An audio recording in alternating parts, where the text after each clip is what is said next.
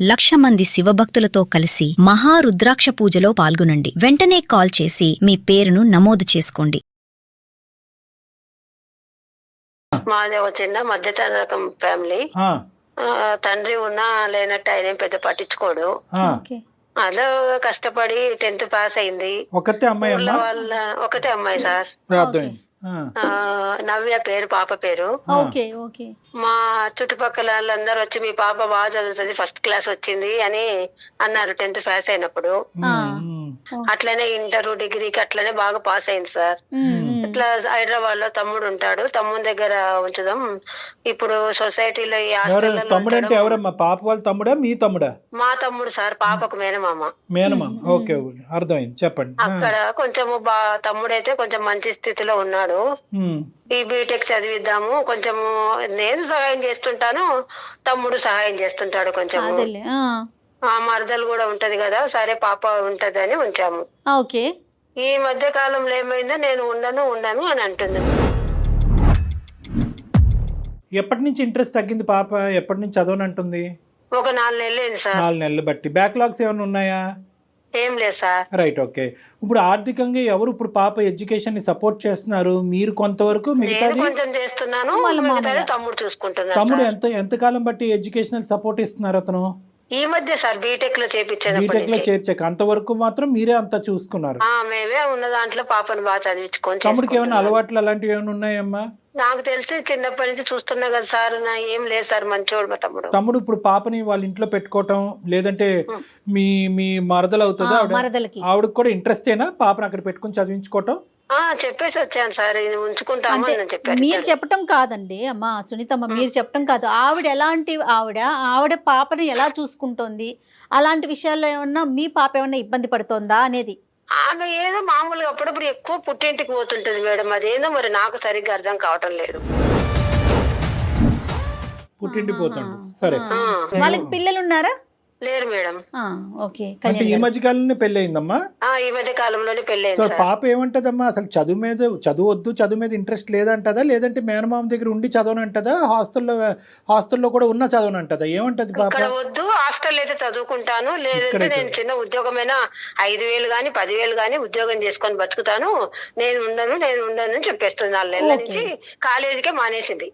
సరే, తను ఇప్పుడు అక్కడ ఉండనంటోంది, మరి హాస్టల్లోకి షిఫ్ట్ చేస్తే చదువు కొనసాగిద్ది కదా, మరి మీరెందుకు కాదంటున్నారు? భయం అయింది కదా మేడం, ఇప్పుడు అందరు ఫ్రెండ్స్ కలిసేది, ఆ బయటికి వెళ్ళిపోతున్నారు, అట్లాని ఇట్లాని తిరుగుతున్నారు. ఇప్పుడు అక్కడ ఇట్లా జరుగుతున్నాయి ఘోరాలు, అమ్మాయిల మీద కాదమ్మా, నాకు మీ భాష అర్థం అవుతుంది, మీ మాట, మీ భావము. కానీ నేను అనేది ఏంటంటే అసలుకే మోసం అయింది కదా ఇప్పుడు హాస్టల్, ఇల్లు, అకామిడేషన్ రూమ్ పెట్టడానికి లేదు కదా సార్.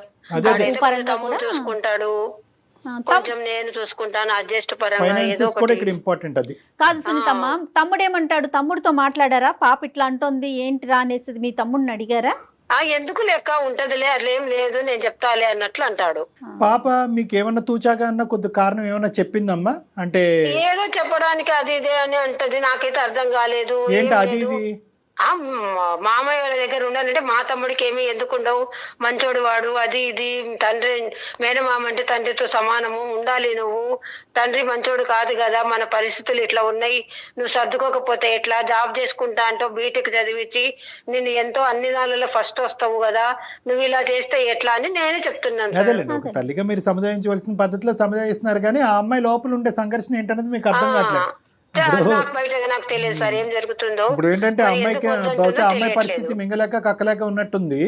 ఫ్రెండ్స్ ఏమన్నా చెప్తున్నారా, ఏమన్నా ఉందా అంటే అట్లా కూడా కాదు అమ్మాయి, నాకు తెలిసినంత వరకు. మీరు జాగ్రత్తగా ఆలోచించవలసింది ఏంటంటే ఇప్పటి వరకు కన్నబిడ్డని ఈ స్థాయి వరకు తీసుకొచ్చారు. దానికి తోడుగా ఏంటంటే అమ్మాయి ఎప్పుడు కూడా మీకు ఎటువంటి ఛాలెంజ్ క్రియేట్ చేయలేదు, కష్టం క్రియేట్ చేయలేదు. మీరు పెట్టినటువంటి ఖర్చు ప్రతి రూపాయి సార్థకం చేసుకునే విధంగా అమ్మాయి ఇక్కడి వరకు సక్సెస్ఫుల్ గా వచ్చింది. ఇప్పుడు ఎలా వచ్చిందంటే పరిస్థితి ఫైనాన్సెస్ వర్సెస్ చదివే మానేయటం. అంటే ఎంతవరకు మీరు చేసినటువంటి కష్టం అంతా బూడిదపాలు అయినట్టు. దానికి బదులు ఏంటంటే ఏ అప్పో సప్పో చేసి హాస్టల్లో ఉంచి చదివించడం. సరే, ఇవన్నీ వేరే విషయాలు. ఫస్ట్ ఆ అమ్మాయి మీకు చెప్పుకోలేనటువంటి కారణం ఏంటి, ఆ అమ్మాయి కలిగినటువంటి అంత బాధ ఏంటి, ఏకంగా చదువుకే గుడ్ బై చెప్పే పరిస్థితి ఎందుకు వచ్చింది అనేది మనం ప్రధానంగా కనుక్కోవాలి. ఒకసారి మాట్లాడదాం. పాపకి మీరు లైన్ కలపగలుగుతారా? మీరు మాట్లాడుతున్న వ్యక్తి మీ కాల్ ను హోల్డ్ లో ఉంచారు, దయచేసి లైన్ లో వేచి ఉండండి. హలో హలో నవ్య, ఎక్కడున్నావు? నేను బయట ఉన్నామ్మా. ఎట్లా చదువుకుంటున్నావు? ఎట్లా ఉన్నావు ఇప్పుడు? నేను ఎట్లా అంటే ఏదో అలా చేస్తున్నాను. ఎట్లా చదువుతున్నాను అట్లా అంటే చేస్తే ఎట్లమ్మా? ఇంత సేపు చదువుకొని ఇంత కష్టపడి నేను ఇంత పైకి తీసుకొని వచ్చి బీటెక్ వరకు తీసుకొస్తే అట్లా చదువుకుంటున్నా ఇట్లా ఉన్నా అంటావు ఏంటి అసలు? లేదమ్మా, నువ్వు చదువుకోకపోతే ఎట్లమ్మా? మన ప్రాబ్లమ్స్ తీరేది ఎట్లా? మన మధ్యతరగతి బతుకులం మనము. ఏదో ఆసరాగా అవుతామని కదా చదువు నేను గురించి కష్టపడి. మాట్లాడొద్దమ్మా అసలు ప్లీజ్. నాకు అసలు చదువు గురించి అసలు ఆ ట్రాఫిక్ ఎత్తుతు నువ్వు. ఏదో నేను అదేంటి అట్లా అంటున్నావు నవ్య? నేను ఏదో బ్రతుకుతాను, ఎక్కడో ఉంటాను, ఏదో చేస్తాను. అక్కడ ఇక్కడ తీసుకొచ్చిన డబ్బులు అప్పులు ఎట్లా కట్టుకోవాలి? లేదు, నేను ఇంతవరకు చదవాలి, అది చాలు. నేను ఏదో చిన్న ఉద్యోగం చేసుకొని ఏదో ఒకటి చేసుకొని చేస్తే గానీ చిన్న ఉద్యోగం చేసుకుంటే బీటెక్ వరకు కష్టపడి సంపాదించడం ఎందుకు? ఎందుకు మా అమ్మ వాళ్ళ ఇంట్లో ఉండనని అంటున్నావు, హాస్టల్లో ఉంటానంటావు, లేదంటే ఉద్యోగం చేసుకుంటా అంటావు, చదువు మానేస్తా అంటావు, ఏవేవో కారణాలు చెప్తున్నావు ఈ మధ్య 4 నెలల నుంచి. అసలు మా అమ్మ వాళ్ళ పేరు నా దగ్గర ఎత్తొద్దమ్మా. అసలు మా వాళ్ళ ఇల్లు కానీ వాళ్ళ ఇంటి పేరు కానీ నాకు అసలు ఎత్తొద్దమ్మా ప్లీజ్. అట్లా ఎట్లా చదువుకోకపోతే ఎట్లా నువ్వు? లేదమ్మా, నేను కావాలి, నేను హాస్టల్ అయినా ఉంటా. నేను అసలు మా అమ్మ వాళ్ళ ఇంటికాడ ఉండాలి అంటే నేను ఉండలేనమ్మా. నేను ఒక పరిష్కారం ఆలోచించాను, చెప్పనా? ఏంటమ్మా? కళ్యాణ్ సార్ గారు, జయ మేడం సుమన్ టీవీకి అందమైన జీవిత ప్రోగ్రామ్ కు మాట్లాడి మనం ఏదో ఒక పరిష్కారం చేసుకుందాము వచ్చాను నేను. మాట్లాడతావా? నా ప్రాబ్లం కి ఎవరు పరిష్కారం చేయలేరమ్మా. దానికి ఎవరు సొల్యూషన్ చేస్తారు వాళ్ళు చేస్తారు, చాలా మందికి చేశారు వాళ్ళు. అమ్మ నవ్య, నేను ఇస్తాను, నువ్వు మాట్లాడు. అమ్మ తల్లి నవ్య, ఒక్క నిమిషం అమ్మ. సార్ నమస్తే సార్. నమస్తే అమ్మ. నమస్తే అమ్మా. నమస్తే. చేస్తావా చేయలేమా అనేది తర్వాత విషయం అమ్మా. ఇప్పటి వరకు ఒక 6వ తరగతో లేదంటే 5వ తరగతో 3వ తరగతి పిల్లలు స్కూల్కి వెళ్తూ సడన్ గా స్కూల్ మానేస్తే బంగారు తల్లి స్కూల్కి వెళ్ళమ్మా, బ్యాగ్ వేసుకోమ్మా, బట్టలు మార్చుకోమ్మా అని చెప్పే పరిస్థితి ఎందుకు వస్తుందమ్మా? ఇంకా 1 year లో బీటెక్ అయిపోద్ది కదా. అదే కదా.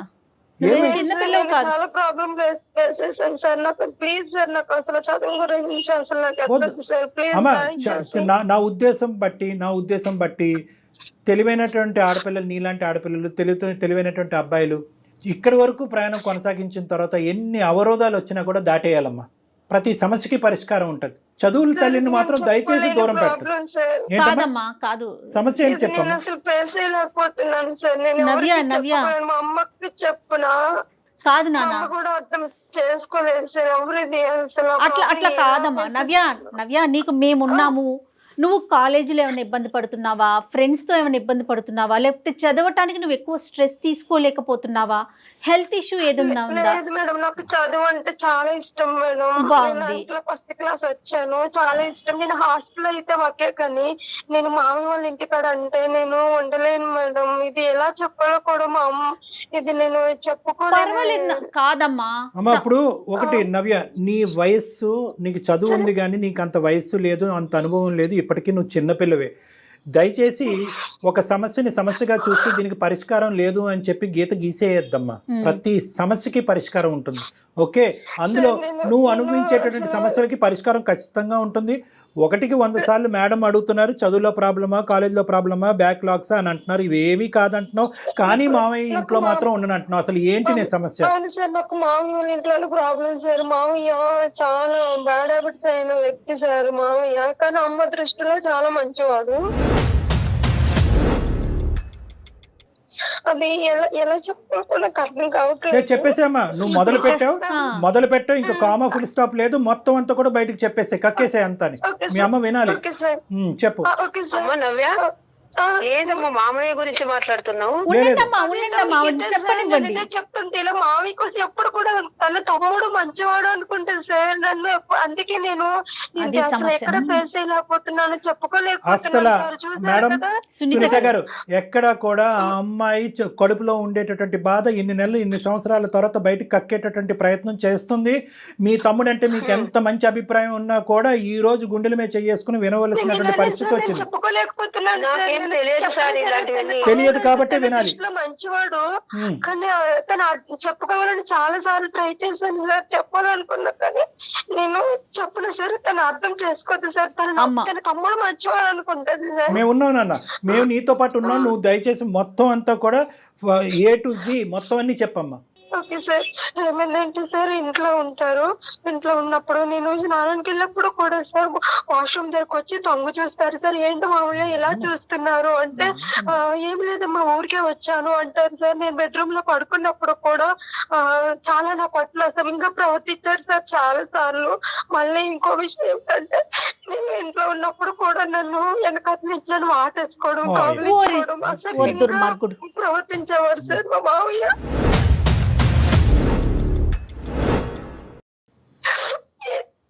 ఊరుకోమా, బాధపడకు. చెప్పాలి ఎలా చెప్పాలి సార్? సునీత గారు ఏంటి మీ అమ్మాయి మంచి కథలు చెప్తుంది అనుకుంటున్నారా? ఆ అమ్మాయి కాదమ్మా, మీ మామయ్య వాళ్ళ వైఫ్ లేదా, ఇంట్లో ఉండదు ఆవిడ? తను కూడా మ్యామ్ ఏం చేస్తారంటే తను కూడా చాలా యూజ్ చేస్తాడు మేడం. పాపం తన అత్తమంటికి వాళ్ళ పుట్టింటి వాళ్ళ ఇంటికి వెళ్ళిపోతే తను ఉన్నా సరే కానీ తన దొంగ చూపులు నా వైపు చాలా అసలు చాలా దరిద్రంగా నా పైన వచ్చి చెయ్యొద్దని టచ్ చేయడము, అట్లా ఇలా చాలా నీచంగా నీచాతి నీచంగా ప్రవర్తిస్తాడు సార్ మ్యామ్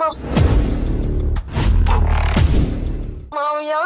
కానీ అతను చూడడానికి బానే ఉంటారు, అంత ఇది ఏమంటది మా అమ్మ లేదు అందరూ తన అంటే తను చాలా సార్లు నేను చెప్పడానికి ట్రై చేసినప్పుడు తన మాట ప్రవర్తన బట్టి తన తమ్ముడు అంటే అమ్మకి అంత నమ్మకం. కానీ అమ్మ ఒకటి నవ్య, అమ్మకి తమ్ముడు అంటే అంత నమ్మకం, మామయ్యకి కూడా ఏంటమ్మా అతని ఆలోచన? నువ్వు ఏం చెప్పినా పర్లేదు మా అక్క ఏమీ నమ్మదనే ధైర్యమా? అవును, నేను చాలా సార్లు అన్నా అంటే తనకి తన అక్క నమ్ముతుంది కదా, తన తమ్ముడు అంటే అంత నమ్మకము కదా. సరే నువ్వు ఏం చెప్తావులే, ఏం లేదమ్మా అని చెప్పి వెళ్ళిపోవడము, నా ముంగట వేరే లేడీస్ ని కూడా తెచ్చుకోవడము, అలా రూమ్ లో వెళ్ళడం కూడా చాలా సార్లు. తనకు చాలా ఆడలు అంటే అతను అంత పిచ్చి మామయ్యకి సార్. అమ్మా సునీత గారు వింటున్నారమ్మా? సునీత గారు చెప్పండి సార్. ఇప్పుడు ఇంత భయంకరమైన మనిషి అయినా కూడా అక్కడే ఉండమంటారా మీరు? లేదంటే ఇప్పటికీ కూడా మీ తమ్ముడిని మీరు వెనకేసుకుని వస్తారా? లేదంటే మీ అమ్మాయి ఏమైనా అబద్ధాలు కోరా? అలాంటి తమ్ముడు అని చెప్తే నా కళ్ళకి నీళ్లు కాదు రక్తం వస్తుంది సార్. తనను అంటే ఫ్యామిలీలోను గొడవలు చిన్నప్పటి నుంచి వాళ్ళు ఒక తల్లికి సంబంధించి ఒక తల్లికి పుట్టి ఉన్నారు. నేను తన బిడ్డగా వెళ్ళి వాళ్ళ రక్త సంబంధ బంధాలని గొడవలు వస్తాయి విడతీయకూడదు మామూలు ఎండేటర్ కూడా చెప్ చూసాను సార్, ట్రై చూసాను, ఎప్పుడు కూడా అమ్మ వినలేదు. కాదు సార్, ఎంత పొరపాటు చేశారమ్మా సునీత గారు, ఎంత పొరపాటు చేశారు. నా కూతురు చెప్తుంటే నాకు అసలు మైండ్ తిరిగిపోతుంది, ఏం మాట్లాడాలో కూడా నాకు మాట రావటం లేదు సార్. ప్రయత్నం చెయ్యాలి కదా. తమ్ముడు అని తెలిసింటే వాళ్ళని అక్కడే చంపేసిండేదాన్ని సార్. వద్దులేండి అమ్మా, ఈ చంపటాలు గింపటాలు ఇవన్నీ తీసి పక్కన పెట్టండి. కానీ అట్లీస్ట్ ఒక ఆడపిల్ల చంపడం కాదు సార్ అసలు అంత. సునీత గారు, సునీత గారు, కూడా నాకు అసహ్యం వేస్తుంది. సునీత గారు, అందుగురించే మేము 1కి 10 సార్లు చెప్తా ఉంటాం, మీ ఇంట్లో మీ అమ్మాయి మీకు దిక్కు, ఆ అమ్మాయికి మీరు దిక్కు. సో ఇక్కడ ఎవరు మగవాళ్ళు లేరు, పెద్దలు లేరు. మగవాళ్ళు అనేటటువంటి వాళ్ళు చూసేటటువంటి ఒక్క వ్యక్తి ఎవరైతే మీ భర్త పాప తండ్రి ఉన్నాడో అతను విచిత్రంగా ప్రవర్తించడం, బాధ్యత లేకుండా ప్రవర్తించడం విసుగు వేశారు. ఆసరాగా తీసుకున్నారు సార్ తమ్ముడు, ఏం చేసినా నమ్మరు అని. ఆసరాగా తీసుకున్నాడు. నాకు అన్నిటికంటే విచిత్రం ఏంటంటే, ఆశ్చర్యం ఏంటంటే, మీ తమ్ముడికి కేవలం మీ అమ్మాయిని ముట్టుకోవటం ఒకటే కాదు, భార్యని అక్కడ ఇల్ ట్రీట్ చేస్తున్నాడు. ఇందాక మీ మాటల్లో పదే వేరే ఆడవాళ్ళు ఇంటికి తీసుకురా, చాలా సార్లు విమర్శించాడు సార్. నీ మాటకు అడ్డొస్తున్నాను, నీ బాధకు అడ్డొస్తున్నాను, నేను ఏం చెప్పినా నీ బాధ తీర్చలేనటువంటి బాధ. కానీ అన్నిటికంటే దురదృష్టం ఏంటంటే, చదువుల తల్లి నీ లోపల ఉంది, నీ బాధకి చదువుల తల్లికి ముడిపెట్టేసావు ఇక్కడ. అది అందరికంటే బాధ. చదువు అంటే చాలా ఇష్టం సార్. నేను ఎప్పుడు హాస్టల్ చదువుకుంటా, హాస్టల్ వద్దు నువ్వు నా తమ్ముడు దగ్గరే ఉండాలి, సెక్యూరిటీ అంటే లేదు ఇలా లేదు ఇదే నాకు. అందుకే సార్ నేను ఇప్పుడు 4 months నుంచి నేను కాలేజీ ఎక్కట్టుకొని ఏదో చిన్న పని చేసుకొని ఉద్యోగం చేసుకొని నేను ఇలాగ ఇప్పుడు బయట చాలా ఇబ్బంది నేను పడుతున్నాను సార్ మా మామీ వల్ల. ఒకటమ్మా నీకు నవ్య, నువ్వు ఏదో చిన్న ఉద్యోగం చేసుకుంటావు, పెద్ద ఉద్యోగం చేసుకుంటావు కాదు, ఇంకో 3-4 years చదువుల లోకంలోనే ఉండవలసినటువంటి ఆలోచన, మనసు, తెలివితేటలు నీకు. నువ్వు ఒకటి గుర్తుపెట్టుకో, ఇది వాస్తవానికి చాలా చిన్న సమస్య, పెద్ద సమస్య కాదు. ఎందుకు అంటున్నానంటే, నువ్వు గొంతిప్పి మాట్లాడితే కనుక అమ్మని గట్టిగా పట్టుకుని నిలదీసి, అమ్మ నీ తమ్ముడు ఇలాంటి వాడు, నా మీద నీకు నమ్మకం లేకపోతే మీ తమ్ముడు భార్యతో ఒకసారి మాట్లాడితే కనుక మీ తమ్ముడు యొక్క క్యారెక్టర్ నువ్వు అలా చేయలేవు. నువ్వేం చేసావు అంటే కనుక అక్కడ ఒక కల్ప్రిట్ ని కాపాడుతూ ఎక్కడ అక్క తమ్ముళ్ళ యొక్క బంధం తెగిపోద్ది అనేటటువంటి భయంతో. నేను బంధం కోసమే అదే కదా సార్ ఎందుకమ్మా ఇటువంటి బంధం ఉంటే చిన్న పిల్ల అయ్యేసరికి తను అట్లా ఆలోచించింది. బంధం ఉంటే ఏంటమ్మా ఊడిపోతానేంటి, ఇక్కడ నీ చదువే ఊడిపోయేటట్టుంది, ఇక నీ చదువే ఊడిపోయేటట్టుంది. ఇంతకాలం కష్టం చేసుకుని మీ తల్లి ఇంత కష్టపడి చదివించింది, ఇదంతా చూస్తున్నటువంటి వాడు అడ్వాంటేజ్ తీసుకున్నాడు. అరే వీళ్ళ ఇంట్లో మగదిక్కు లేదు, నేను పెడితేనే తిండి, నేను పెడితేనే కాలేజ్ అన్నట్టుగా వాడు రెచ్చిపోతున్నాడు. ఒకే కడుపును పుట్టినటువంటి ఇద్దరు పిల్లలు అవటం అనేటటువంటిది ఎంత వాస్తవమో, మీ ఇంటికి వచ్చినటువంటి వేరే ఆడపిల్ల బాధపడుతూ పుట్టింటికి పదే వెళ్ళిపోతుంది అనేటటువంటి దాని దగ్గర నుంచి అసలు మీ తమ్ముడి యొక్క క్యారెక్టర్ ఏంటి అనేది మీకు అర్థం అవ్వాలి. రెండోది ఏంటంటే వినండి, గమనించలేకపోవటం కాదు, మీ ఇంట్లోంచి వచ్చినటువంటి వాళ్ళు దేవుళ్ళు అని ఊహించుకునే మనస్తత్వం నుంచి దయచేసి మీలాంటి ఆడవాళ్ళు బయటకు రావాలి. రెండో అంశం ఏంటంటే మీ అమ్మాయి 1-2 సార్లు మీరే ఇంతకు ముందు ఫోన్ కలపక ముందు మీరు ఒక మాట అన్నారు, ఏదో ఊహించుకుంటుందండి, మేనమామ గురించి ఏదో చెప్తుందండి, ఏంటి ఆ భ్రమలేంటి, ఆ ఆలోచనలు ఏంటి, ఆ ఊహలను. అంటే ఏంటంటే మీ గోటి తల్లులు ఇటువంటి ఆడపిల్లలు చాలా సున్నితమైనటువంటి అంశాలు ముందుకు వచ్చేప్పుడు ఇక్కడ మీ తమ్ముడనే చెప్పట్లేదు, ఇటువంటి సమస్యలు ఎదురు. ఒక నిమిషం నవ్య, ఇంకో విషయము అంటే అది నా తమ్ముడు చాలా మంచి బాగా సెటిల్ అయ్యాడు, నా తమ్ముడు చాలా కోటీస్ప్రెడ్ అయ్యాడు, నా తమ్ముడు వెనకతనే చాలా మంది పడతారు, నా తమ్ముడు అసలు ఎవరి వైపు కన్నెత్తి చూడడు, అది చాలా అదేలే ఈవిడ ఇలా మార్కులు వేసుకుంటూ పోతే కనుక నేను చెప్తే ఏం నమ్ముతారేంటనేది వెనక్కి తగ్గే. సునీత గారు, మీలాంటి ఆడవాళ్ళు ఎవరైనా ఉంటే కనుక వాళ్ళందరికీ నేను చెప్పేది ఏంటంటే, ఇలాంటి ప్రవర్తన ఇంటికి తీసుకెళ్లి ఆటో డ్రైవర్ చేయొచ్చు, కింద ఉండేటటువంటి వాచ్మెన్ ప్రవర్తించవచ్చు, లేదంటే కాలేజీలో ఉండేటటువంటి ట్రైనర్స్ ప్రవర్తించవచ్చు, లేదంటే మన ఇంట్లో ఉండి మనం మెప్పు పొంది మన మనుషుల్లాగా ఉండేటటువంటి వాళ్ళు కూడా చేయొచ్చు. ఇవి చేసేటప్పుడు యూజువల్గా ఏమవుతుంది అంటే కనుక, ఇందాక నవ్య ఒక చాలా ఇంపార్టెంట్ పాయింట్ చెప్పింది, ఎందుకంటే ఇటువంటి కేసులు నాకు కల్లోలుగా వస్తాయి కాబట్టి నేను చెప్తున్నాను. ఆడపిల్లలు ముందుకొచ్చి చెప్పే లోపలే మీరు అవతల ఉండేటటువంటి కల్ప్రిట్కి మీరు మార్కులు వేసేస్తారు వాళ్ళకి. ఆ తమ్ముడు వాడు ఆజానుభావుడు, వాడు అది ఇది, వాడికి ఇంత కాకపోతే అంతమంది వాడు వెనకతలు ఫాలో అవుతారు, అలాంటి అందరూ గొప్పగా మాట్లాడేటటువంటి వ్యక్తికి నువ్వు నెగిటివ్గా మార్కులు వేస్తున్నారని చెప్పి ఈ అమ్మాయి నెగిటివ్గా మార్కులు వేయకముందే మీరు ఈ అమ్మాయి నోరు కట్టేస్తారు. ఇది మీరందరూ చేసేటటువంటి దీనివల్ల కాదు కళ్యాణ్ గారు, దీనివల్ల చెప్పాల్సిన వాళ్ళు చెప్పలేకపోతున్నారు. సో అక్కడ ఏమవుతారంటే అక్కడ ఒక విధంగా బాధపడుతూ ఉంటారు, వాడి చేతుల్లో వాడికి తెలుసు 600 100 ఇక్కడ కావాల్సినటువంటి మార్కులు ఇక్కడ మెప్పు పొందేశాం కాబట్టి ఈ అమ్మాయి వెళ్ళి చెప్తే కనుక ఏదో పిచ్చిది ఏదో లేనిపోని కబుర్లన్నీ చెప్తుంది అన్నట్టుగా అనుకుంటారు. అక్కడ అక్కైనా తల్లి అయినా తండ్రి అయినా ఎవరైనా కూడా ఈ మాటలు కొట్టి పారేస్తారు. ఇదే 2 సార్లు పిచ్చిదవుతుంది.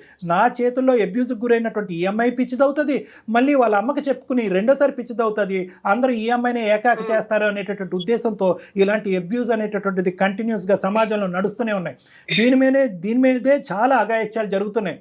కాబట్టి ఫస్ట్ ఆఫ్ ఆల్ ఏంటంటే ఒకటే మాట అంటారు, టెక్స్ట్ బుక్ ఆఫ్ సైకాలజీలో ఒకే మాట అంటారు, ఏంటో తెలుసా, మీరు ఆ సమస్యకి పరిష్కారం చెప్పలేకపోయినా కూడా ఎవరైనా బాధితులు వచ్చి మీతో చెప్పుకునేటటువంటి పరిస్థితి ఉంటే దాన్ని ఫెసిలిటేట్ చేయండి అంటారు. అంటే ఏంటంటే వాళ్ళు ఏదన్నా మాట్లాడినండి, అర్థం పద్ధం లేకుండా మాట్లాడినండి, విచిత్రంగా మాట్లాడినండి, మీరు 100కి 200 మార్కులు వేసేటటువంటి ఒక మగాడి మీద వేలెత్తి చూపెట్టేటటువంటి దాన్ని మీరు వినండి. ఫస్ట్ మీకందరికీ కనిపించే ప్రపంచం ఒకటి, ఇలాంటి ఆడపిల్లలు అనుభవించేటటువంటి ప్రపంచం ఒకటి, మీ ప్రపంచం అనేటటువంటిది కరెక్ట్ కాదు, వాళ్ళ ప్రపంచం అసలైనటువంటి సిసలైనటువంటి రంగు ఏదన్నా ఉందంటే మీ తమ్ముడు రంగు ఇప్పుడు ఈ అమ్మాయి చెప్పినటువంటి మాటల్లో ఏదైతే చిన్నటి నుంచి మీరు చూసారు చూడండి, వీడికి 100కి 100 మార్కులు, ప్రపంచం అంతా ఆడపిల్లలందరూ వాడు క్యూ కడతారు, వాళ్ళందరి మాటలు వినటం కాదు, మీ తమ్ముడి యొక్క భార్యని నిలబెట్టి అడగండి, నీ కూతురు నిలబెట్టి అడగండి, అది మీ తమ్ముడు.